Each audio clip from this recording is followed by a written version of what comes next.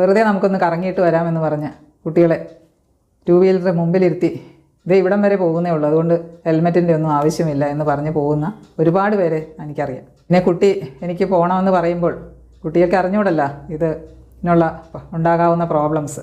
കുട്ടി പറയുന്നതല്ലേ എന്ന് പറഞ്ഞ് കുട്ടിയെ ഫ്രണ്ടിലിരുത്തിയോ പ്രിക്കോഷൻസ് ഒന്നും ഇല്ലാതെ തന്നെ ടൂ വീലർ കയറി ഒന്ന് കറങ്ങിയിട്ട് വരാമെന്ന് പറയുന്നവരുമുണ്ട്. ഓരോ വർഷവും ആയിരക്കണക്കിന് കുട്ടികൾക്കാണ് ഇതിൽ നിന്നും അപകടങ്ങൾ റിപ്പോർട്ട് ചെയ്യപ്പെടുന്നത്.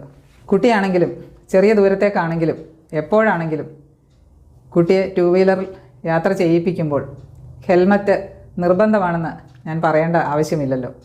ധൃതി പിടിച്ച് ഒരിക്കലും കുട്ടിയുടെ ആരുടെയും ഹെൽമറ്റ് വാങ്ങിക്കരുതെന്ന് തന്നെയാണ് ഞാൻ പറയുന്നത്.